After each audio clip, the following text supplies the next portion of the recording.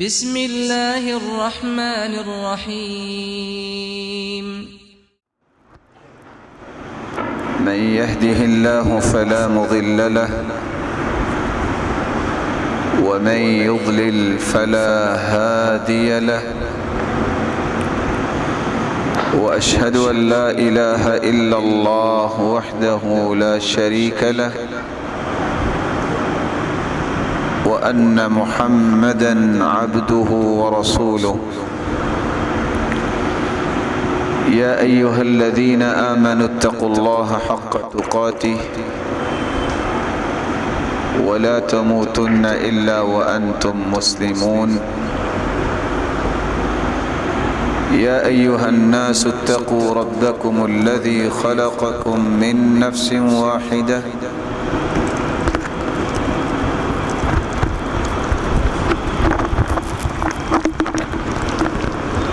وخلق منها زوجها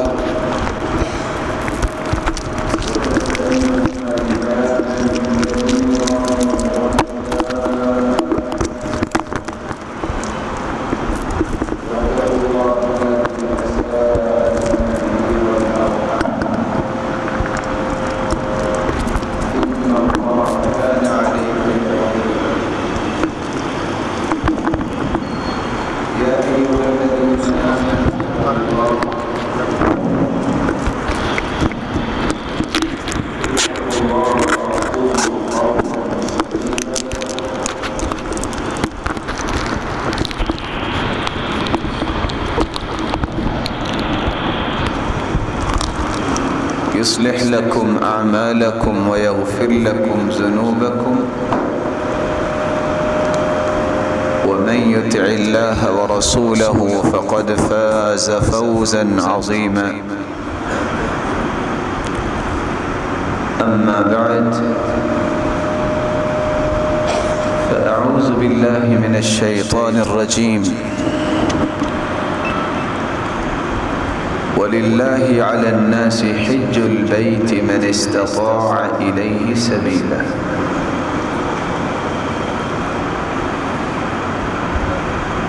اللہ ذوالجلال جو ہم سب کے خالق و مالک اور رازق ہیں،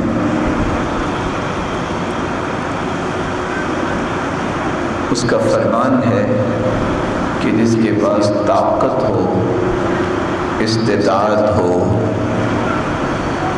اسے بیت اللہ کی زیارت کرنی چاہیے اور حج کرنا چاہیے۔ اسلام ایک خوبصورت دین ہے جس کے بنیادی طور پہ 5 ارکان ہیں، توحید ہے، نماز ہے، روزہ اور زکوٰۃ ہے اور حج ہے۔ جس طرح نماز جو چھوڑ دیتا ہے، نہیں پڑھتا اور ضرورت بھی نہیں سمجھتا، تو وہ کفر کا ارتکاب کرتا ہے۔ من ترک الصلاة متعمدا فقد کفر، جو جان بوجھ کر نماز کو چھوڑ دیتا ہے وہ کافر ہو جاتا ہے۔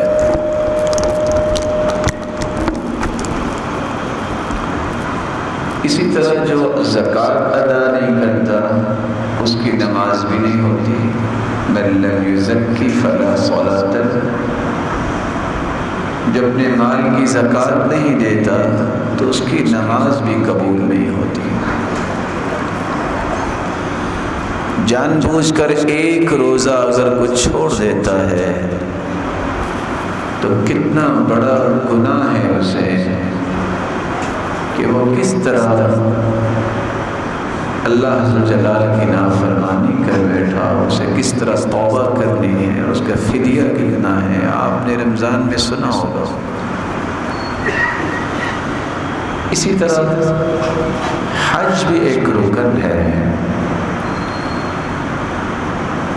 اگر کسی کے پاس جسمانی اور مالی طاقت ہے اور پھر بھی وہ حج نہیں کرتا تو وہ گنہگار ہے، اس نے اسلام کے اس رکن کو پورا نہیں کیا، اور اللہ نہ کرے اگر کسی کا ذہن یہ بن جائے کہ اس کی ضرورت ہی نہیں تو پھر تو وہ کافر ہو جائے گا۔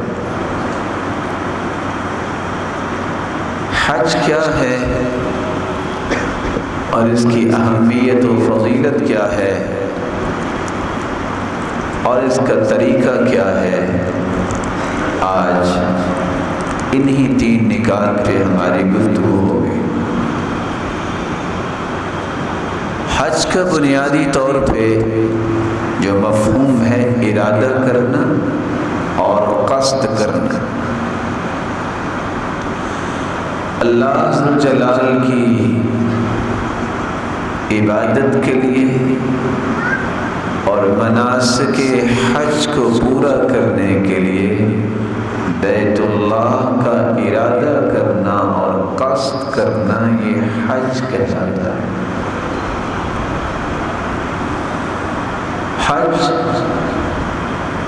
جس کے بارے میں رسول اللہ صلی اللہ علیہ وآلہ وسلم نے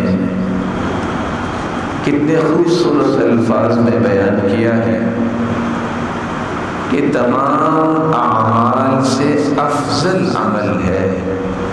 یہ روایت صحیح الجامع کی ہے۔ رسول اللہ صلی اللہ علیہ وسلم کے صحابی ماعز رضی اللہ تعالیٰ عنہ بیان کرتے ہیں کہ اللہ کے رسول صلی اللہ علیہ وسلم نے فرمایا، افضل الاعمال الایمان باللہ، سب سے افضل عمل یہ ہے کہ انسان کا اللہ پر ایمان ہو۔ ثم الجہاد، پھر اس کے بعد جہاد، ثم حجۃ برہ تفضل سائر الاعمال كما بين مطلع الشمس الى مغربها۔ تیسرا درجہ اس حج کا ہے جو حج مبرور کہلاتا ہے، قبول کیا گیا حج۔ یہ تمام اعمال سے اتنا ہی افضل ہے اور اتنا بلند ہے جتنا مشرق و مغرب کا فاصلہ ہے۔ رسول اللہ صلی اللہ علیہ وآلہ وسلم نے اسی لیے تو فرمایا تھا، تعجلوا الی الحج، حج کرنے میں جلدی کیا کرو، فإن أحدكم لا يدري ما يعرض له، کچھ پتہ نہیں آئندہ سال تم نے زندہ بھی رہنا ہے کہ نہیں۔ اور عمر رضی اللہ تعالی عنہ تو اسی لیے فرمایا کرتے تھے، لقد هممت ان ابعث رجالا الى هذه الامصار لينظروا من كانت له جدة فلم يحج۔ میرا جی چاہتا ہے کہ میں کچھ لوگوں کو فلاں جگہ پہ بھجواؤں اور وہ جا کے دیکھیں کہ جن کے پاس حج کی طاقت ہے پھر بھی وہ حج نہیں کرتے، لِيَضْرِبُوا عَلَيْهِمُ الْجِزْيَةَ، ان سے جزیہ وصول کریں، اور جزیہ کافر سے وصول کیا جاتا ہے۔ مَا هُمْ بِمُسْلِمِينَ، مَا هُمْ بِمُسْلِمِينَ، جن کے پاس جسمانی طاقت بھی ہے اور مالی طاقت بھی ہے، وہ حج نہیں کرتے، یہ مسلمان نہیں ہیں، یہ مسلمان نہیں ہیں، ان سے جزیہ وصول کیا جائے۔ آپ صلی اللہ علیہ وآلہ وسلم نے اس لیے صحابہ کرام کو ترغیب دلاتے ہوئے یہ بھی فرمایا، تم شاید سمجھتے ہو کہ حج کرنے سے خرچ آئے گا، مال کم ہوگا۔ حج ایک ایسی نعمت ہے جس کو بار بار کرنے سے انسان امیر بنتا ہے، توکل بنتا ہے۔ ادیم الحج والعمرہ، میرے صحابہ حج اور عمرے کو بار بار کرو، تابعوا بین الحج والعمرہ، اور ہمیشگی کرو۔ اگر آپ کے پاس طاقت ہے تو آپ ہر سال بھی کر سکتے ہیں۔ فائدہ کیا ہوگا؟ فَإِنَّهُمَا يَنْفِيَانِ الْفَقْرَ وَالذُّنُوبَ، بار بار حج کرنے سے كما ينفي الكيل خبث الحديد والذهب والفضة، سونے اور چاندی کو آپ بھٹی میں ڈالتے ہیں، میل کچیل الگ ہو جاتی ہے، خالص سونا اور چاندی الگ ہو جاتی ہے۔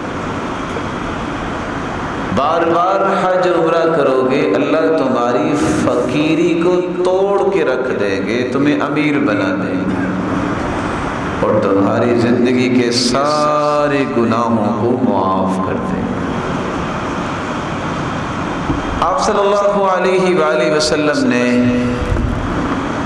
یہاں تک مسلمانوں کو رغبت دلائی کہ جو انسان حج کے لیے نکلتا ہے کتنا خوش نصیب ہے کہ اگر وہ گھر سے نکلتے وقت کسی سواری پہ بیٹھتا ہے، ما ترفع ابل الحاج رجلا ولا تضع يدا الا كتب الله تعالى له بها حسنة او محى عنه سيئة او رفعه بها درجة۔ اس وقت تو گاڑیاں نہیں تھیں، فرمایا کوئی اونٹ پہ بیٹھ کے حج کو نکلتا ہے، ایک قدم اٹھاتا ہے، ہر قدم پہ نیکی بھی لکھی جاتی ہے، گناہ بھی معاف ہوتا ہے اور درجہ بھی بلند ہو جاتا ہے۔ جتنے قدم اٹھیں گے اس پہ نیکیاں لکھی جائیں گی، گناہ معاف ہوں گے اور اس کے درجات بلند ہو جائیں گے۔ رسول اللہ صلی اللہ علیہ وآلہ وسلم نے یہاں تک مسلمانوں کو خوشخبری سنائی، من حج فلم يرفث ولم يفسق رجع كيوم ولدته امه، جو انسان حج کرتا ہے اور فسق و فجور گناہ نہیں کرتا، حج کے دوران صحیح مناسک ادا کرتا ہے، جب وہ حج سے واپس پلٹتا ہے تو ایک نئی زندگی لے کے آتا ہے، اس کا حال اسی طرح ہو جاتا ہے جس طرح اس کی ماں نے اسے آج ہی جنا، بالکل صاف ستھرا ہو کے نئی زندگی، الولادہ الجدیدہ، ایسے لگتا ہے جیسے آج ہی پیدا ہوا ہے۔ بلکہ رسول اللہ صلی اللہ علیہ وسلم نے مسلمانوں کو یہ بات بھی سمجھائی، العمرۃ الی العمرہ کفارۃ لما بینہما والحج المبرور لیس لہ جزاء الا الجنہ۔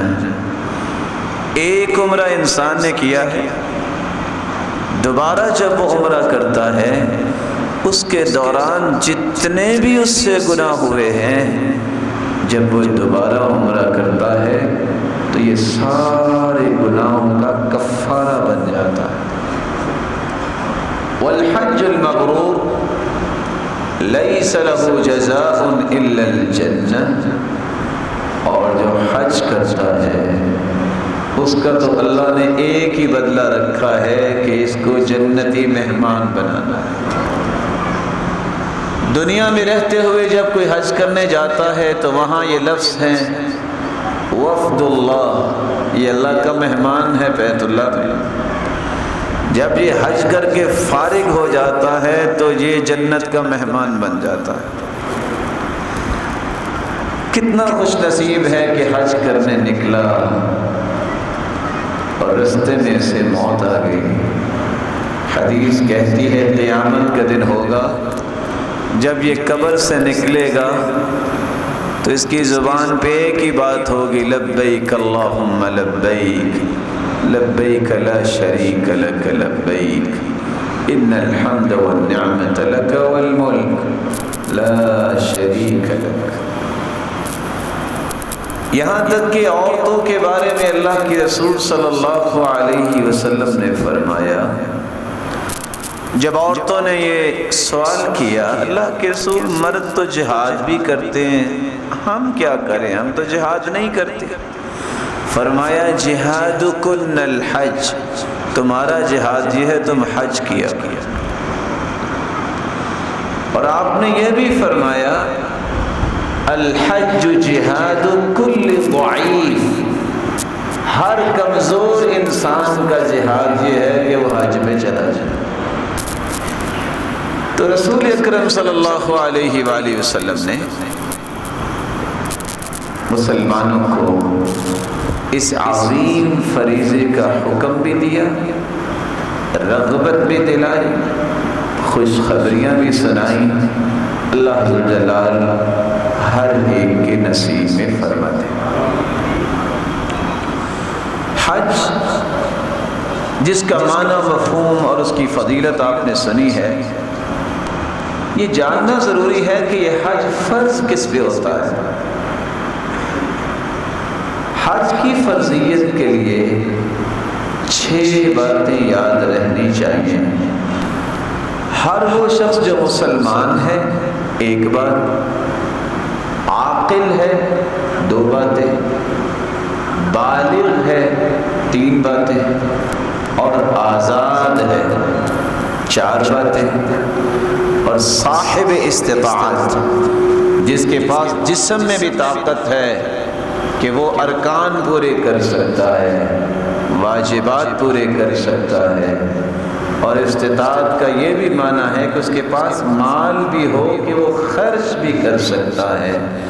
یہ 5 شرطیں جب تک نہ ہوں کسی مرد پہ حج فرض نہیں ہوتی۔ کافر پہ حج ہے ہی نہیں۔ مسلمان ہونے کے باوجود اگر وہ عاقل نہیں ہے، عاقل سے مراد عقل مند، ایک دیوانہ مجنون ہے، اس پہ حج فرض نہیں۔ ایک شخص بالغ نہیں ہے، بچہ ہے، اگر وہ حج کر لے گا تو والدین کو اجر تو ملے گا، لیکن جب وہ بالغ ہوگا تو اسے دوبارہ حج کرنا پڑے گا، جس کو فرضی حج بولتے ہیں۔ غلام پہ حج فرض نہیں ہے، لیکن اگر غلام اپنے آقا کے ساتھ جا کے حج کر لیتا ہے اجر تو ملے گا، لیکن وہ فرض ادا نہیں ہوگا۔ جب اسے آزاد کیا جائے گا تو اسے دوبارہ حج کرنا پڑے گا۔ اور 5ویں بات، جس کے پاس طاقت ہی نہیں ہے کہ وہ اس کے پاس ٹکٹ کے پیسے نہیں ہیں، وہاں اخراجات نہیں کر سکتا، اس پہ بھی حج فرض نہیں۔ مال ہونے کے باوجود بیچارہ حرکت ہی نہیں کر سکتا، وہ کیسے ارکان پورے کرے گا، وہ کیسے واجبات پورے کرے گا، وہ حج کے مناسک کیسے پورے کرے گا، جب تک وہ اس حالت میں، صحت کی حالت میں نہیں آ جاتا کہ جس پہ وہ سارے کام کر سکے، اس وقت تک اس پہ حج فرض نہیں۔ 6ٹھی شرط یہ ہے کہ مال جو ہو وہ بھی حلال کا ہو، کیونکہ حرام مال سے کیا گیا حج قبول ہی نہیں ہوتا۔ اور واضح اس میں اللہ کے رسول کا فرمان آ گیا ہے کہ جو حلال مال کے ساتھ پہلا قدم رکھتا ہے اپنے گھر کے باہر، تو اللہ کی طرف سے یہ آواز آتی ہے، جب وہ کہتا ہے لبیک لبیک، تو آگے سے آواز آتی ہے لبیک و سعدیک، تیری حاضری قبول ہے اور تو بڑا خوش نصیب ہے۔ زادو کا حلال، تیرا توشہ اور تیرا مال جو کہ حلال کا ہے، وہ حج کا مبرور، اور خوش ہو جاؤ، پہلے قدم پہ خوشخبری مل جاتی تیرا حج قبول ہو گیا۔ اور اگر مال حرام کا ہوتا ہے، کچھ لوگ شاید سمجھتے ہیں کہ مال لوٹنے کے بعد حج کر لیں تو بخشش ہو جائے گی، اسی مال سے حج کریں گے، وہ حج تو نہیں ہوگا۔ پہلا قدم جب انسان رکھتا ہے حج کے لیے جاتے وقت تو کہتا ہے لبیک، آگے سے جواب ملتا ہے لا لبیک ولا سعدیک، کوئی تیری حاضری قبول نہیں، زادک حرام، تیرا مال حرام کا ہے، حجک مأزور، اور تیرا حج ہمیں قبول نہیں۔ تو چھٹی شرط یہ ہے کہ مال حلال کا ہو۔ عورت کے لیے ساتویں شرط یہ ہے کہ عورت اکیلی حج کے لیے نہیں جا سکتی، اسے محرم کے ساتھ جانا ہوگا۔ رسول اکرم صلی اللہ علیہ وسلم صحابہ کو یہ بات سمجھا رہے تھے۔ آپ نے فرمایا لا تسافر المرأة الا مع ذی محرم، کوئی عورت اپنے محرم کے بغیر سفر نہ کرے۔ ثلاثۃ ایام، 3 دن، پھر دوسری روایت کہتی ہے یومین، 2 دن، تیسری روایت کہتی ہے یوم و لیلہ، 1 دن اور 1 رات، اور چوتھی روایت کے الفاظ یہ ہیں وَلَوْ بَرِيدًا، 1 برید کا سفر۔ برید کتنا ہوتا ہے؟ قال ابن خزیمہ فرماتے ہیں وَاسْنَا 10 میلا بالہاشمی، ہاشمی اندازے کے مطابق 12 میل کا سفر کسی عورت کو اکیلے نہیں کرنا چاہیے جب تک محرم ساتھ نہ ہو۔ ابھی یہ بات سمجھا رہے تھے اللہ کے رسول، تو ایک شخص کھڑا ہو گیا، کہتے ہیں اللہ کے پیارے پیغمبر، آپ نے فرمایا ہے کہ محرم کے بغیر سفر نہ کرے۔ ان امرأتی حاجہ، میری بیوی تو حج کرنے چلی گئی۔ وَإِنِّي اُكْتُتِبْتُ فِي غَزْوَةِ كَذَا وَكَذَا، اور میرا نام تو جہاد میں لکھا گیا، میں تو وہاں جا رہا ہوں سرحد پہ، مسلمانوں کے ساتھ مل کے کافروں سے جہاد کروں گا، اور میری بیوی حج کرنے چلی گئی۔ آپ نے فرمایا انطلق فحج مع امرأتک، اس کام کو چھوڑو، فوراً جاؤ اپنی بیوی کے ساتھ جا کے حج کرو۔ جہاد جیسا عظیم کام جس کو اللہ نے جنت کا دروازہ کہا ہے، مسلمانوں کی بلندی کا راز کہا ہے، جب یہ کافروں کے ساتھ جہاد ہو، کیونکہ مسلمانوں کے ساتھ جہاد نہیں ہوتا، وہ فساد ہوتا ہے۔ جہاد ہمیشہ حکمران کے تحت اور اصول و ضوابط کی روشنی میں کافروں کے ساتھ ہوتا ہے، مسلمانوں کے ساتھ تو جب تک محرم نہیں ہے کسی عورت کا، اس پہ حج فرض نہیں۔ یہاں میں گزارش بھی کروں گا اور اللہ کا خوف بھی دلاؤں گا ان اپنے بھائیوں کو جو آرام سے کسی بھی عورت کو کسی دوسرے کے ساتھ نتھی کر دیتے ہیں اور نقلی محرم بنا کے اسے عمرے پہ بھی بھیج دیتے ہیں، حج پہ بھی بھیج دیتے ہیں۔ یہ دنیا کے 4 ٹکوں کے پیچھے اسلام کے اصولوں کو چینج نہیں کرنا چاہیے۔ اس لیے جو محرم نہیں اس کو محرم بنانا یہ جائز نہیں ہے، جرم ہے۔ اور ایسے لوگوں سے بھی میں گزارش کروں گا جو گئے تو تھے عمرہ کرنے، وہاں چھپ گئے کہ چلو حج کر کے چلے جائیں گے، ان پہ حج فرض ہی نہیں ہے، اپنے آپ پہ مصیبت کیوں ڈالتے ہیں؟ کیا فائدہ ہوگا حج تو ہو یا نہ ہو، اگر وہ کراچی جیل سے یا لاہور جیل سے آپ ان کو لینے جائیں تو کیا یہ استقبال اچھا ہوگا حاجی صاحب کا؟ آپ پہ فرض ہی نہیں ہے۔ جب شریعت آپ پہ پابندی نہیں لگا رہی، آپ کو شریعت پابند نہیں کر رہی، جو پابندیاں ہیں پہلے وہ تو پوری کریں۔ جس چیز کو شریعت نے آپ پہ واجب لازم نہیں کیا اس کو اپنے سر پہ کیوں لیتے ہو؟ اپنے آپ کو مشقت میں نہیں ڈالنا چاہیے۔ جب تک یہ شرطیں نہ ہوں حج فرض نہیں ہوتی، جب یہ شرطیں پائی جائیں تو پھر حج فرض ہوگا۔ پھر کوئی بڑے سے بڑا چودھری ہے، بڑے سے بڑا پڑھا لکھا ہے، اگر وہ حج نہیں کرتا، مال بھی ہے، جسم کی طاقت بھی ہے، تو وہ مجرم بن جائے گا، اللہ کے ہاں گنہگار بن جائے گا۔ اور اللہ نہ کرے اگر یہ کہہ دے کہ حج کی تو ضرورت ہی نہیں ہے، اور آپ جانتے ہیں کتنے ایسے لوگ کروڑوں کے مالک ہیں لیکن ایک حج بھی نہیں کیا، یہ مغلیہ خاندان جتنا گزرا ہے، آپ نے ان کی تاریخ تو پڑھی ہوگی، کتنے 100 سال تک حکومت رہی، لیکن کسی ایک بادشاہ کو بھی حج کی توفیق نہیں ہو رہی۔ ایک تاریخ کا سیاہ پیج ہے۔ بلڈنگیں اور بڑی بڑی کوٹھیاں بنانا ضرورت ہے تو بنا لے، لیکن اس کو بنانے سے رب کو تو نہیں بھولنا چاہیے۔ آج بھی اگر کوئی سمجھتا ہے کہ میرے کاروبار کی سچویشن ایسی ہے کہ میں جا نہیں سکتا، پیچھے سے سنبھالے گا کون؟ اور میرے پیارے بھائی، ملک الموت آ گیا تو پھر کون سنبھالے گا؟ اس نے تو یہ نہیں کہنا چلو جب چھٹیاں ہوں گی نا میں پھر آ جاؤں گا، اور اگر آ بھی گیا چھٹیوں میں تو وہ چھٹیاں ختم ہونے کے بعد واپس تو نہیں بھجوائے گا۔ یہ بات سمجھنے والی ہے۔ اللہ کے احکام کی پیروی کرنی چاہیے، اس طرح ہیلے بہانے نہیں کرنے چاہیے۔ اگر شرطیں پوری ہوں تو پھر حج کرنا ہوتا ہے، تو حج کی بنیادی طور پہ 3 قسمیں: حج تمتع، حج قران، حج افراد۔ حج تمتع کا معنی یہ ہوتا ہے، تمتع کا مطلب ہے فائدہ لینا۔ آپ شوال، ذی القعدہ یا ذی الحجہ کے پہلے 10 دن یہی دن ہیں جن میں حج کا احرام باندھا جاتا ہے۔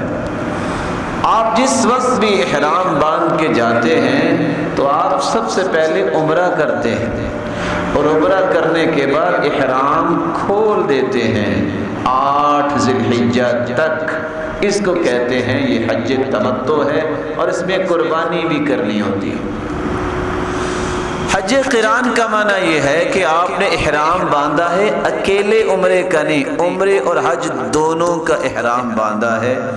جب سے آپ گئے ہیں جب تک حج کر نہیں لیتے آپ احرام نہیں کھول سکتے، لیکن اس کے ساتھ ایک شرط یہ ہے کہ قربانی ساتھ لے کے جانی پڑے گی۔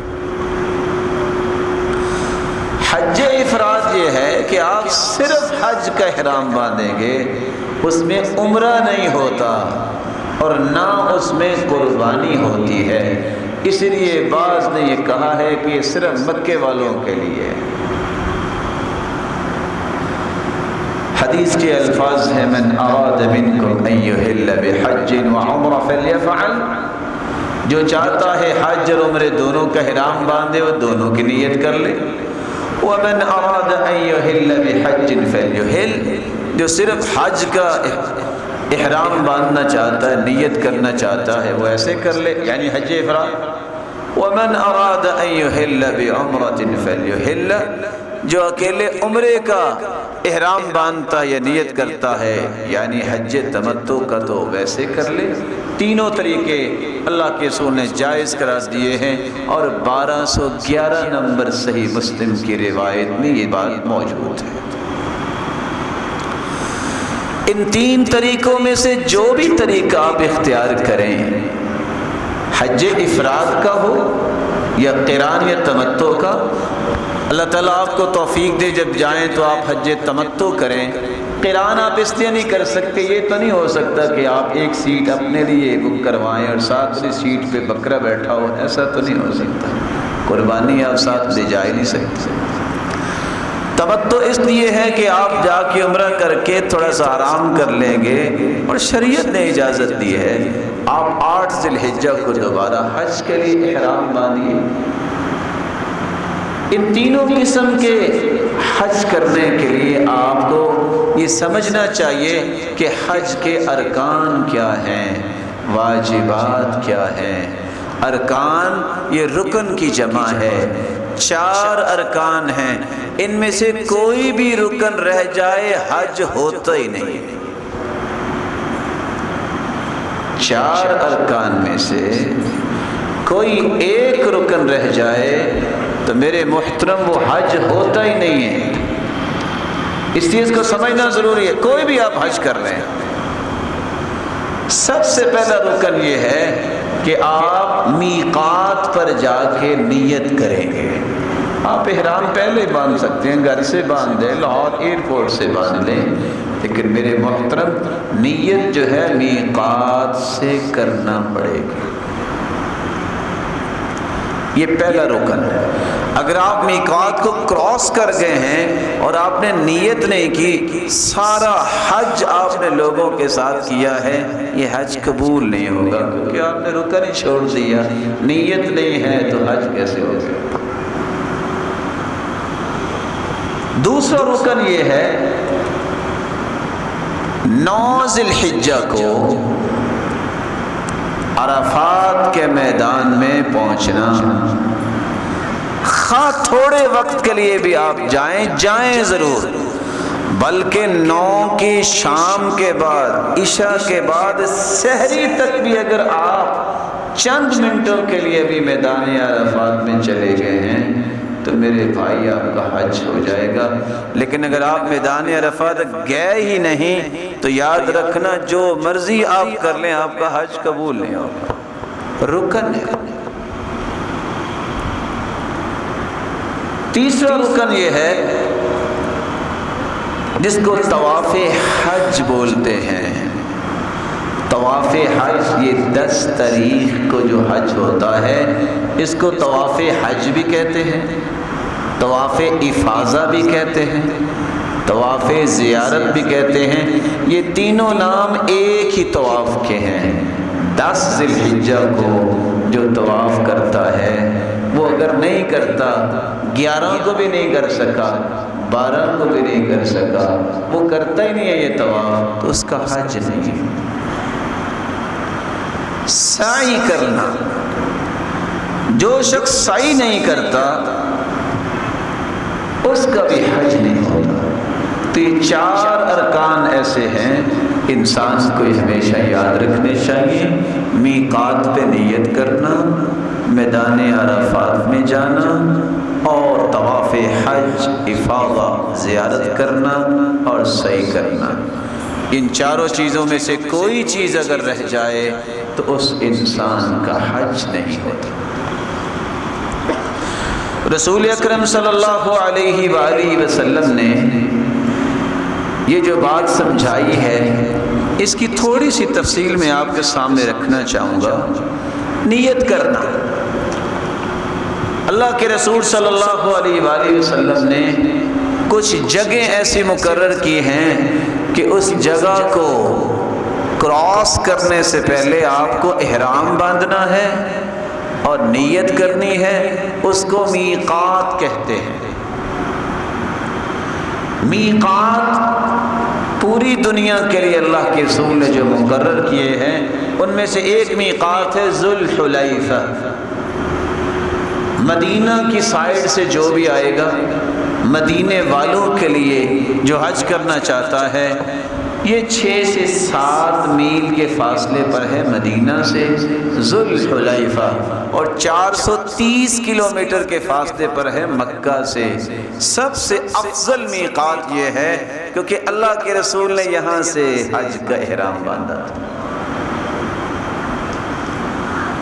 دوسرا میقات ہے یلملم، یہ مکہ سے 100 کلومیٹر کے فاصلے پر ہے۔ سعدیہ اس کا نام تھا اس جگہ کا۔ یلملم یمن والے، بلکہ پاکستان وطن عزیز کی طرف سے بھی کوئی اگر حج عمرہ کرنے جاتا ہے تو یہ یلملم کو کراس کرتے ہیں۔ جہاز پہ بھی جائیں تو ان کا جہاز یلملم کو کراس کرتا ہے۔ یہ 100 کلومیٹر مکہ سے پہلے ہے، اور ٹھیک 35 منٹ بیفور لینڈنگ، جہاز کے اترنے سے 35 منٹ پہلے وہ اناؤنسمنٹ کرتے ہیں کہ احرام باندھ لو اور نیت کر لو، تو اس جگہ سے نیت کر کے جانا چاہیے۔ تیسرا میقات ہے قرن المنازل، نجد اور طائف کی طرف سے جو آ رہا ہے اس کو السیل الکبیر بھی کہتے ہیں، اور قرن الثعالب بھی اسے کہا جاتا ہے۔ یہ مکہ سے 90 کلومیٹر کے فاصلے پر ہے۔ اس سائڈ سے ریاض سے، بریدہ سے، یہ پوری جہت سے جو بھی یہ مکہ آنا چاہتا ہے یہ اس کے لیے میقات ہے۔ اس کو کراس نہ کرے جب تک احرام نہ باندھ لے، جب تک نیت نہ کر لے۔ چوتھا میقات ہے جوفہ کا۔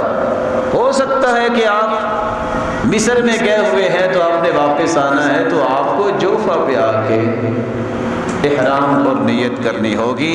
اہل شام، مصر اور اہل مغرب کا میقات ہے۔ اس جگہ کے آثار تو اب مٹ چکے ہیں۔ ایک قدیم بستی ہے، آج لوگ بحر احمر کے ساحل ایک جگہ ہے رابغ، اس جگہ سے احرام باندھتے ہیں، اور یہ مکہ سے 200 کلومیٹر کے فاصلے پر ہے۔ اور پانچواں میقات ہے ذات عرق، اہل مشرق کا اور اہل عراق کا یہ میقات ہے۔ ایک چھوٹا سا پہاڑ ہے جس کو الضریبہ یا الخریبات کہا جاتا ہے، اور یہ مکہ سے 84 کلومیٹر کے فاصلے پر ہے۔ گویا کہ بیت اللہ کے چاروں طرف کچھ جگہوں کو مقرر کر دیا کہ ان جگہوں کو حج کرنے والا بغیر احرام کے، بغیر نیت کے کراس نہ کرے۔ اگر کوئی حج عمرہ نہیں کرنا چاہتا تو پھر آپ جا سکتے ہیں، کیونکہ حدیث کے الفاظ ہیں ہن لہن ولمن اتی علیہن۔ یہ میقات ان لوگوں کے جن کے اندر بیت اللہ اور اس کے درمیان رہتے ہیں، جہاں بھی رہتے ہیں وہاں سے احرام باندھ لیں۔ وَلِمَنْ أَتَى عَلَيْهِنَّ مِنْ غَيْرِ أَهْلِهِنَّ، جو ان جگہوں کے باہر رہتے ہیں، آفاقی ہیں، وہ ان جگہوں سے جب تک وہ احرام نہیں باندھ لیتے اور نیت نہیں کر لیتے انہیں کراس نہیں کرنا چاہیے۔ یہاں رک کے میں ایک گزارش پیش کر کے ایک بات سمجھا دوں۔ کچھ لوگ زیادہ ہی ہیز ایکسیلنسی ہوتے ہیں، وہ کہتے ہیں چھوڑو جی، کیا میقات میں باندھنا ہے، اور کیا لاہور ایئرپورٹ سے اور کیا جہاز میں، وہ جدے اتریں کہ وہاں نہا دھو کے احرام باندھ لیں گے۔ ان لوگوں کو سوچنا چاہیے یہ اپنے حج کا نقصان کر رہے ہیں۔ جدہ کوئی میقات نہیں ہے، یہ زیادتی کر رہے ہیں۔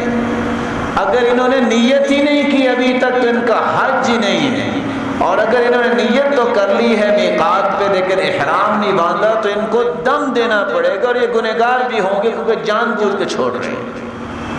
اس لیے جان بوجھ کے ایسے کام نہیں کرنے چاہیے۔ اگر انسان سے کوئی چیز رہ گئی ہے تو دم دے کے انسان اپنے حج کو جو نقص ہے اس کو پورا کر سکتا ہے۔ رسول اللہ صلی اللہ علیہ وآلہ وسلم نے جہاں یہ میقات بیان کی ہے وہاں یہ فرمایا ہے کہ مرد اور عورت احرام باندھ کے جائے، دونوں کے پھر صفتیں بیان کی ہیں، مرد کا کیسے احرام ہو، عورت کا کیسا احرام ہو۔ مرد کو یہ حکم دیا وَلْيُحْرِمْ أَحَدُكُمْ فِي إِزَارٍ وَرِدَاءٍ وَنَعْلَيْنِ، ایک چادر جس کو تہبند کہتے ہیں اور دوسری چادر جس سے آپ اپنے جسم کو ڈھانپتے ہیں، دو چادروں میں احرام باندھنا ہے، اور ساتھ آپ جوتی پہن لیں۔ لیکن اگر ایسے ماحول بن گیا ہے کہ چادر آپ کی گم ہو گئی ہے، ملی نہیں ہے، مل ہی نہیں رہی، تو پھر حکم یہ ہے فَلْيَلْبَسْ سَرَابِيلَ، تو پھر آپ تہبند کی جگہ پہ پیجامہ بھی پہن سکتے ہیں جب واقعتاً آپ کو میسر نہیں آ رہی، آپ کے پاس جوتی نہیں ہے، گم ہو گئی ہے، یاد ہی نہیں رہا رکھنے کی، یا یہ ہے کہ آپ نماز پڑھنے گئے اور کسی بندے کو شرم و حیا نہیں آئی، وہ آپ کی جوتی اٹھا کے لے گیا ہے، تو شریعت نے احسانی کر دی وَمَن لَّمْ يَجِدْ نَعْلَيْنِ فَلْيَلْبَسْ خُفَّيْنِ، جوتی نہیں ہے تو موزے پہن لیں۔ لیکن موزے پہننے کے ساتھ یہ حکم دے دیا وَلْيَقْطَعْهُمَا أَسْفَلَ مِنَ الْكَعْبَيْنِ، موزے تو ٹخنوں سے اوپر تک ہوتے ہیں، ان موزوں کو بھی ٹخنوں سے نیچے سے کاٹ دو، ٹخنے ننگے ہو جائیں۔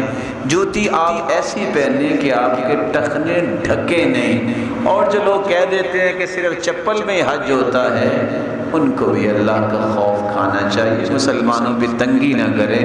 شریعت نے صرف یہ کہا ہے کہ ٹخنے نہیں ڈھکے ہونے چاہیے۔ یہ ایک مرد کا احرام ہے۔ آپ اینک بھی پہن سکتے ہیں، آپ چھتری بھی اپنے سر پہ سایہ جو ہے اس کے لیے لے سکتے ہیں، لیکن اپنے سر پہ نہ باندھو کیونکہ سر کو ڈھانپنا ٹھیک نہیں ہے۔ آپ جو ہے حزام باندھ سکتے ہیں جس میں آپ نے اپنے ضروری کاغذات رکھنے ہیں، لیکن یہ دو چادریں سلی ہوئی نہیں ہونی چاہیے۔ عورت کے احرام کے بارے میں اللہ کے رسول نے جہاں بتایا وہاں مردوں کو ایک بات یہ بھی سمجھائی کہ جب تم احرام کی حالت میں ہو تو قمیض نہیں پہننے، ولا العمائم پگڑیاں نہیں پہننی، اور نہ ہی ٹوپیاں پہننی ہیں، اور نہ ہی آپ کو ایسا لباس پہننا چاہیے چادروں پہ جس پہ ورس بوٹی یعنی کوئی خوشبو لگی ہو۔ رسول اکرم صلی اللہ علیہ وسلم نے اس بات کی تو اجازت دی ہے کہ آپ احرام سے پہلے خوشبو لگا سکتے ہیں، احرام باندھنے کے بعد خوشبو لگانا جائز نہیں۔ عورت کا احرام یہ ہے، رسول اکرم صلی اللہ علیہ وسلم نے فرمایا المحرمہ تلبس من الثياب ما شاءت، جو بھی لباس پہننا چاہتی ہے عورت اس کے لیے اجازت ہے، کسی بھی رنگ کا ہو، کوئی شرط اس کے لیے شریعت نے پابندی کی لگائی نہیں۔ نہ جانے کچھ لوگ کیا کرتے ہیں، بس اس رنگ کا ہی کپڑا ہو تو ٹھیک ہے، اللہ کے رسول نے تو ایسی بات امت کو نہیں بتائی۔ الا ثوبا مسه ورس او زعفران، ہاں ایسے کپڑے سے گریز کرے جس کو زعفران لگا ہوا ہے۔ تو ہر قسم کا لباس عورت پہن سکتی ہے، لیکن دو تین باتیں شریعت نے اور کہہ دی۔ شریعت یہ کہتی ہے کہ جب احرام باندھے من الوان الثياب، کوئی بھی رنگ پہن لے، معصفرا زرد رنگ بھی، خزن خواہ وہ ریشم پہننا چاہتی ہے، حلین کوئی زیور پہننا چاہتی ہے، سراویل شلوار پہننا چاہتی ہے، قمیصاً قمیص پہننا چاہتی ہے، خفاً یا وہ موزے پہننا چاہتی ہے، اس کے لیے اجازت ہے۔ لیکن صرف ایک بات ہے کہ چونکہ عام حالت میں اسے نقاب کرنا ہوتا ہے اور عام حالت میں اسے اپنے ہاتھوں پہ گلوز رکھنے ہوتے ہیں، جب احرام کی حالت میں ہو تو یہ دو کام نہ کرے۔ لا تنتقب المرأة المحرمة ولا تلبس القفازين، جب وہ احرام باندھے تو پھر وہ گلوز استعمال نہ کرے اور نہ ہی نقاب باندھے۔ ایک ہے نقاب کرنا، ایک ہے نقاب باندھنا، ایک ہے پردہ کرنا، ایک ہے نقاب باندھنا۔ جب عورت اپنی آنکھوں کے نیچے یہاں کپڑے کو باندھ لیتی ہے تو اس کو نقاب کہتے ہیں۔ تو کیا کرنا ہے پھر؟ پردہ نہیں کرنا؟ نہیں، پردہ تو کرنا ہے۔ طریقہ کیا ہوگا؟ سیدہ عائشہ رضی اللہ تعالی عنہا فرماتی ہیں ہم جب حج کے لیے گئیں، قافلے جب ہمارے پاس سے گزرتے یا کوئی غیر مرد آتا، احدانا سدلت جلبابها من رأسها على وجهها، تو ہم میں سے ہر عورت اپنا کپڑا سر سے اپنے چہرے پہ ڈال لیتی۔ فَإِذَا جَاوَزُونَا كَشَفْنَا، جب کوئی بھی نہ ہوتا تو ہم اٹھا بھی لیتی تھے۔ اور صحابیہ کہتی ہیں کُنَّا نُخَمِّرُ وُجُوهَنَا، ہم اپنے چہروں کو ڈھانپا کرتی تھیں۔ وَنَحْنُ مُحْرِمَاتٍ مَعَ أَسْمَاء بِنْتِ أَبِي بَكْرَ، اور ہم اسماء بنت ابی بکر کے ساتھ حج کر رہی تھی۔ تو پردہ نہیں ختم کرنا چاہیے، صرف نقاب نہیں باندھنا، اپنے سر سے اپنے چہرے پہ وہ کپڑا ڈال لے۔ اور آپ نے دیکھا ہوگا، اللہ جانے یہ کہاں سے آئی ہے یہ بات، اور لگتا ہے کہ 10-20 سال پہلے کوئی حدیث کسی نے بنائی ہے کہ لوگ جاتے ہیں اور عورتوں کو وہ کھلاڑیوں کا کیپ پہنا کے لے جاتے ہیں کہ کپڑا نہ لگے۔ اللہ آپ کو صحیح دین کی سمجھ عطا فرمائے۔ کیا صحابیات نے بھی ایسا کیا؟ کیا تابعات نے بھی ایسا کیا؟ 1400 سال کی تاریخ ہے، کسی نے ایسا کیا؟ اللہ کے رسول فرما رہے ہیں کہ عورت کو کیا کرنا ہے، نقاب نہیں باندھنا اور اللہ کے رسول کی زوجہ مطہرہ کہتی ہیں کہ ہم کپڑا اپنے چہرے پہ لٹکا لیتی۔ تو چہرے پہ لگتا کہ نہ لگتا؟ یہ کہاں سے تکلف، یہ کہاں سے مصیبت عورتوں کے لیے کس نے گھڑ دی؟ اللہ اس کو ہدایت دے اور صحیح راستہ نصیب فرمائے۔ اللہ کے رسول سے یہ بات ثابت نہیں، صحابہ سے یہ بات ثابت نہیں ہے، اور نہ ہی یہ ایسی بات کی طرف انسان کو جانا چاہیے۔ احرام باندھنے کے بعد بلا شبہ آپ حج کے لیے گھر سے نکلے ہیں۔ حج کے لیے نکلتے وقت 4 باتیں کبھی نہ بھولیں۔ اپنے والدین کو راضی کر کے، اپنی وصیت لکھ کے، اور حج کے احکامات کو سمجھ کے اپنی ضروریات کو ساتھ لے جانا نہ بھولیے، وگرنہ آپ کو پریشانی ہوگی۔ یہ 20 دن سے 40 دن کا سفر اگر آپ نے حج کا طریقہ نہ سمجھا تو ضائع ہو جائے گا۔ وصیت لکھے میں نے اس کا دینا ہے، اس کا لینا ہے، اور میرے مال سے اتنا فلاں کو دے دینا۔ والدین کو راضی کریں، دعائیں اور اذکار یاد کریں، اور آپ کے علم میں ہونا چاہیے کہ میں نے حج کیسے کرنا ہے۔ معلم کتنا کو سکھائے گا اور کس طرح سکھائے گا، آپ کو یہ ساری چیزیں سیکھ کے جانی چاہیے۔ آپ میقات پہ پہنچے ہیں، تینوں حجوں میں سے جو بھی آپ کر رہے ہیں، اگر آپ حج تمتع کر رہے ہیں اپنی طرف سے، تو آپ کو کہنا چاہیے لبیک اللہم بعمرۃ، اور اگر آپ حج بدل کر رہے ہیں کسی کی طرف سے تو آپ اس کا نام لے لیں، لبیک اللہم بعمرۃ عن ابی، میرے والد کی طرف سے، عن امی، یا میری ماں کی طرف سے، جس کی طرف سے آپ کر رہے ہیں، عن اخی، میرے بھائی کی طرف سے، عن اختی، میری بہن کی طرف سے، عن عمی، میرے چچا کی طرف سے، عن خالی، میرے ماموں کی طرف سے، جس کی طرف سے آپ حج کرنا چاہتے ہیں حج تمتع، تو آپ کو اس کا تذکرہ کرنا چاہیے۔ لیکن یاد رکھنا حج بدل صرف وہی کر سکتا ہے جس نے اپنا حج کیا ہوتا ہے، وگرنہ جس نے اپنا حج نہیں کیا وہ دوسرے کا حج کرنے کا مجاز شرعی طور پہ نہیں ہے۔ اور اگر آپ حج قران کرنا چاہتے ہیں، جو میں نے آپ سے عرض کیا کہ سواری تو ساتھ جا نہیں سکتی، لیکن اگر کوئی ایسا بہادر آئی جائے نظر تو اس کو کرنا چاہیے لبیک اللہم بحجۃ وعمرۃ۔ اور اگر آپ حج افراد کر رہے ہیں تو چونکہ صرف حج کا آپ نے احرام باندھا ہے تو آپ کو کہنا چاہیے لبیک اللہم بحج، اے اللہ میں حج کا احرام باندھتا ہوں۔ حج تمتع کرنے والا اور حج قران کرنے والا یا حج افراد کرنے والا مکہ پہنچ گیا، اب کیا کرے؟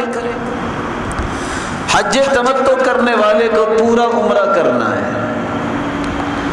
اسی طرح حج قران کرنے والے کو، اور حج افراد کرنے والا جو کہ عمرے کا احرام باندھا نہیں، اگر وہ طواف کرنا چاہتا ہے، اس کو طواف قدوم کہتے ہیں، مکے میں آنے والے کا طواف، یہ حج کا حصہ نہیں ہوگا۔ لیکن یہاں میں اضافہ کر دوں کہ اگر حج قران اور حج افراد کرنے والا اس دن سعی کر لے تو 10 تاریخ کو اس کو سعی کی رخصت مل جائے گی، لیکن حج تمتع کرنے والے کو اس دن بھی سعی کرنا ہوگی۔ طریقہ کیا ہے؟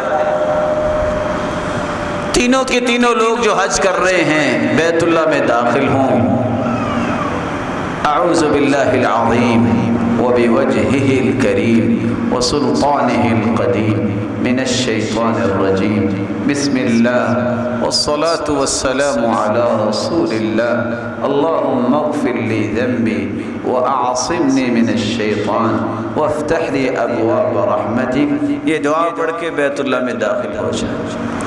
آپ پہلے اپنے ہوٹل میں جائیں، سامان رکھیں۔ کچھ لوگ کہتے ہیں نہیں پہلے مجھے یہ کام کرنا ہے اور دوڑ لگا رہے ہوتے ہیں۔ ارے بھائی آپ دوڑنے کے لیے آئے، سکون سے آپ سامان رکھیں، شاور لیں، تھکاوٹ نہیں ہے تو پوری کریں، صرف سر کو نہ ڈھانپیں آپ، اور فریش ہو کے آپ بیت اللہ جائیں تاکہ آپ سیر ہو کے دعائیں کریں جس کے لیے آپ آئے ہیں۔ آپ جب بیت اللہ کا طواف کرنے لگے تو آپ کو استباء کرنا ہوگا۔ استباء کا مطلب ہے جو چادر اوپر لی ہوتی ہے اس کو دائیں بغل کے نیچے سے نکالتے ہیں اور بائیں کندھے پہ اس کو رکھ لیتے ہیں، گویا کہ دایاں کندھا طواف کرتے وقت انسان کو ننگا رکھنا ہے۔ کچھ لوگ جب دین کی سمجھ نہیں ہوتی وہ سخت گرمی میں بیچارے لاہور سے ہی کر لیتے ہیں۔ اس لیے میں کہتا ہوں پہلے سے حج سمجھنا چاہیے۔ آپ جب حجر اسود کے سامنے پہنچے حکم تو یہ اس کو بوسہ دے، اگر بھیڑ ہے تو آپ حکم یہ بھی ہے کسی کے ہاتھ میں لاٹھی ہے اس کو لگا کے چوم لے۔ اب وہ ممکن نہیں ایک لاٹھی لے جانے نہیں دے گا کہ کھونٹی کسی کے ہاتھ میں ہو، پھر آپ اس کے سامنے آ کے بسم اللہ اللہ اکبر کہہ کے اپنا طواف شروع کریں۔ اور اس سے پہلے اگر آپ بیت اللہ کو دیکھتے ہیں تو آپ یہ دعا پڑھ سکتے ہیں، اللہم زد هذا البیت تعظیما وتشریفا وتکریما ومحابتا وبرا۔ اے اللہ اس گھر کو عزت میں، شرف میں، نیکی میں اور رعب اور ہیبت میں اور زیادہ کر دے۔ آپ طواف سے پہلے یہ دعا پڑھیں جب شروع کرتے وقت، اللہم ایمانا بک وتصدیقا بکتابک ووفاء لعہدک وتطبیقا لسنت واتباعا لسنت نبیک محمد صلی اللہ علیہ وسلم۔ اللہ تجھ پہ ایمان لاتے ہوئے، تیرے وعدے کا ایفا کرتے ہوئے، تیرے نبی کی سنت کو زندہ کرتے ہوئے میں طواف شروع کرنے لگا ہوں۔ اللہم انت السلام ومنک السلام فحینا ربنا بالسلام۔ اے اللہ تو ہی سلامتی والا ہے تو مجھے بھی سلامتی عطا کر۔ اے اللہ مجھے زندہ بھی رکھ تو میرے ایمان کی سلامتی کے ساتھ۔ 3 چکر پہلوانوں کی طرح چلنا ہے، جو چاہے دعا کرے، لیکن رکن یمانی جو حجر اسود سے پہلا کونا ہے اس کے اور حجر اسود کے درمیان صرف ایک دعا پڑھی جاتی ہے، ربنا آتنا فی الدنیا حسنہ وفی الآخرۃ حسنہ وقنا عذاب النار۔ 3 چکروں کے بعد اب بقیہ 4 چکر سکون سے آپ چلیں۔ 7 چکر گزارنے کے بعد مقام ابراہیم کے پاس 2 رکعتیں ادا کریں۔ پہلی رکعت میں سورۃ کافرون اور دوسری رکعت میں قل هو اللہ احد پڑھیں، اور اس کے بعد آپ دوبارہ اگر وقت ہے تو بوسہ لے سکتے ہیں، نہیں ہے تو ٹھیک، آپ ملتزم پہ آ سکتے ہیں جو دروازہ ہے، اور حجر اسود یہ درمیانی حصہ ملتزم کا ہے۔ اللہ کے سر اپنا چہرہ مبارک لگاتے، ذراعی اپنے بازوؤں کو لگاتے، اپنے سینے کو لگاتے اور کثرت سے دعائیں کرتے۔ لیکن اگر یہ سین نہیں بن سکتا تو پھر آپ سعی کے لیے چلے جائیں، زمزم پہلے پئیں، جس خواہش کو لے کے زمزم پئیں گے اللہ وہ خواہش پوری کر دے گا۔ آپ پانی پی بھی سکتے ہیں، چہرے پہ بھی لگائیں اور سر پہ بھی لگائیں۔ اللہ کے رسول صلی اللہ علیہ وآلہ وسلم کا طریقہ پھر یہ ہے، آپ صفا کی طرف جا رہے ہیں، صفا پہ چڑھتے وقت آج تو پہاڑی نہیں رہی لیکن پھر بھی تھوڑا سا اس میں بنا ہوا ہے، آپ یہ کہیں ابدأ بما بدأ اللہ بہ، جس جگہ سے اللہ نے شروع کرنے کا حکم دیا میں بھی وہاں سے شروع کرنا ہوں۔ اللہ اکبر اللہ اکبر اللہ اکبر، ان الصفا والمروۃ من شعائر اللہ، بس۔ اور چوتھی دعا لا الہ الا اللہ وحدہ لا شریک لہ لہ الملک ولہ الحمد وہو علی کل شیء قدیر۔ اور 5ویں دعا لا الہ الا اللہ وحدہ لا شریک لہ انجز وعدہ ونصر عبدہ وہزم الاحزاب وحدہ۔ اور آپ صفا پہ جا کے قبلہ رخ ہو کے کھڑے ہو کے دعا کریں اور 3 مرتبہ دعا کریں۔ جب 3 مرتبہ دعا کرنی ہے تو ہر دعا کے درمیان لا الہ الا اللہ وحدہ لا شریک لہ لہ الملک ولہ الحمد یحیی و یمیت وہو علی کل شیء قدیر پڑھیں۔ وہاں سے مروہ تک جائیں گے تو 1 چکر ہوگا، کچھ سبز لائٹیں لگی ہیں وہاں دوڑ کے گزرنا یہ سنت ہے، اللہ کے رسول بھی دوڑے تھے۔ آپ جب مروہ میں پہنچے ہیں تو پہلی 2 دعائیں چھوڑ دیں، ابدأ بما بدأ اللہ بہ اور ان الصفا والمروۃ من شعائر اللہ، اس کو چھوڑ دے، باقی ساری دعائیں ہر چکر میں پڑھنی۔ 7 چکروں کے بعد جس نے حج تمتع کا ارادہ کیا تھا وہ بال کٹوائے، منڈوائے نہیں، کیونکہ اللہ کے رسول نے جب عمرہ کیا تھا تو بال کٹوائے تھے، جب حج کیا تو بال منڈوائے تھے۔ یہ بال کٹوا کے اپنا لباس پہن لے جب تک کہ 8 ذی الحجہ نہیں آتی۔ حج قران کرنے والا اسی حالت میں رہے گا۔ حج افراد کرنے والے نے تو طواف کیا، اگر وہ صحیح بھی کر لے تو 10 تاریخ کو اس کو صحیح نہیں کرنی پڑے گی۔ 8 ذی الحجہ کو پھر دوبارہ سے احرام باندھے گا حج تمتع کرنے والا۔ حج قران والا تو اس وقت تک احرام میں رہے گا، حج افراد والا بھی احرام میں رہے گا۔ 8 ذی الحجہ کو ظہر کی نماز سے پہلے پہلے آپ مینا پہنچے۔ جس جگہ آپ ہوٹل میں ٹھہرے ہیں وہاں سے آپ نیت کریں، جیسے آپ نے یہ کہا تھا لبیک اللہم بحجۃ بعمرۃ، اب آ کے حج کی نیت کر لے، عمرہ کی جگہ پہ حج کا نام لے لے، اور آپ ظہر کی نماز، عصر کی نماز، مغرب کی نماز، عشاء کی نماز، صبح کی نماز، یہ 5 نمازیں مینا میں پڑھنی ہے اور قصر کے ساتھ پڑھنی ہے، کیونکہ رسول اللہ صلی اللہ علیہ وسلم کے صحابی بیان کرتے ہیں صلی الصلاۃ الرباعیۃ بمنن، اللہ کے رسول نے مینا میں 4 رکعتی نماز کو 2 رکعت پڑھا۔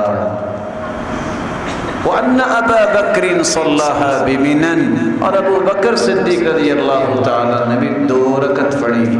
وَأَنَّ عمر ابن الخطاب صَلَّاهَا بِمِنَن الرَّكْعَتَيْنِ، اور عثمان رضی اللہ تعالیٰ عنہ اور عمر رضی اللہ تعالیٰ عنہ نے بھی مینا میں 2 رکعتیں پڑھی، اور یہ موطا امام مالک کی روایت ہے۔ 9ویں تاریخ کو آپ صبح جب سورج نکل آئے تو پھر آپ میدان عرفات کی طرف جائیں گے۔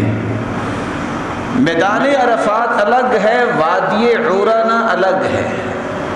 جہاں خطبہ ہوتا ہے یہ وادی عورانہ ہے، آپ نے جا کے خطبہ وادی عورانہ میں دیا، خطبے کے بعد آپ عرفات میں گئے، آپ وہاں خطبہ سنے، ظہر عصر کی اکٹھی نماز پڑھے 2 رکعتیں قصر کے ساتھ، اور پھر اس کے بعد آپ دعاؤں میں مشغول ہو جائیں۔ سب سے پیاری دعا اس دن ہے لا الہ الا اللہ وحدہ لا شریک لہ لہ الملک ولہ الحمد وہو علی کل شیء قدیر۔ شام تک آپ اذکار کریں، دعائیں کریں، نوافل پڑھیں، آپ کو اجازت ہے، لیکن کثرت سے دعائیں کرنا نہ بھولیے۔ اللہ کے رسول نے بہت دعائیں کی تھی۔ جب مغرب کا وقت ہو جائے تو آپ نے وہاں نماز نہیں پڑھنی، بلکہ آپ نے وہاں سے مزدلفہ کی طرف روانہ ہونا ہے، اور جس وقت بھی پہنچے مغرب اور عشاء کی نماز ایک ہی وقت میں 3 رکعتیں مغرب کی اور 2 رکعتیں عشاء کی، دونوں نمازوں کو جمع کر کے پڑھے اور قصر کے ساتھ پڑھے، کیونکہ اللہ کے رسول نے ایسا ہی کیا۔ پھر اس رات آپ نے کو باتیں بھی اتنی نہیں کی، آپ پھر سو گئے، تاکہ آپ نے 10 تاریخ کو زیادہ کام کرنے ہیں۔ جو ہی آپ صبح اٹھیں، اجازت یہ ہے کہ سحری کے وقت بچے، عورتیں، بوڑھے وہ جا سکتے ہیں، جیسے کہ سیدہ سعودہ رضی اللہ تعالیٰ عنہ، ان کا جسم بھاری تھا، آپ نے اجازت دے دی تھی، انہوں نے فجر کی نماز ہی مینا جا کے پڑھی۔